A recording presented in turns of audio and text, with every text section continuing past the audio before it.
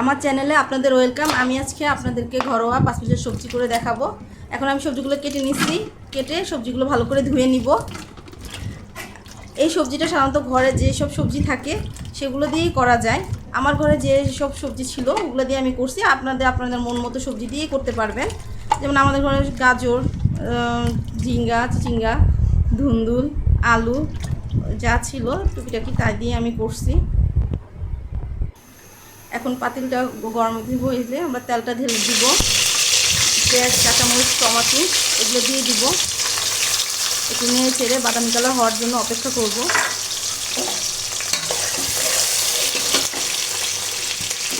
এই সবজিটা রুটির সাথেও খাওয়া যায়, ভাতের সাথেও খাওয়া যায়।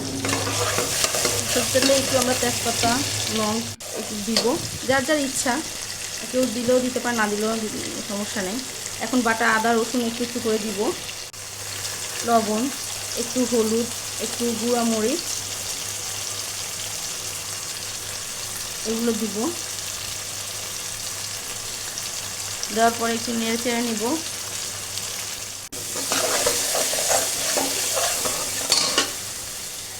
হ্যাঁ, এখন এই যে সিদ্ধ করা বুটগুলো আমি ঢেলে নিব। ও আগে আমি বলে রাখি, এই ডালগুলা আমি আগে থেকে সিদ্ধ করে রাখছি। নেড়ে চেড়ে সবজিগুলো আমি ঢেলে দিব।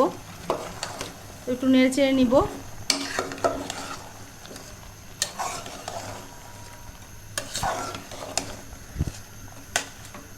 আমি এখানে 2 রকমের ডাল ব্যবহার করছি, অ্যাঙ্কার ডাল আর মসুর ডাল। আপনারা আপনাদের মুগ ডালও দিতে পারেন, সমস্যা নেই।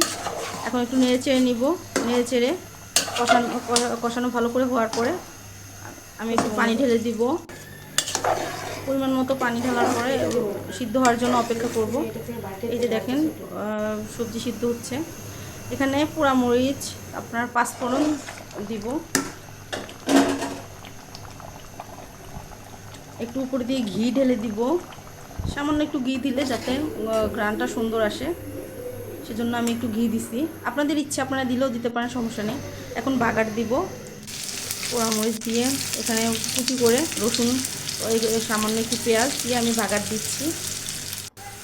বাদামি কালার হয়ে আসবে তখন এর উপর আমি 5 ফোড়নটা ছেড়ে দিব। 5 ফোড়নটা একটু ভালো করে ভেজে নিব পেঁয়াজের সাথে। যখন একটু ভাজা হবে তখন আমি এই সবজির উপরে এগুলো ছেড়ে দিব। আসলে ডাল জাতীয় জিনিসে একটু বাগার দিলে একটু ভালো লাগে। এই যে দেখেন আমার রান্না শেষ হয়ে গেছে। রান্নাটা দেখতে কেমন হয়েছে আপনারা কমেন্টে জানাই দিবেন।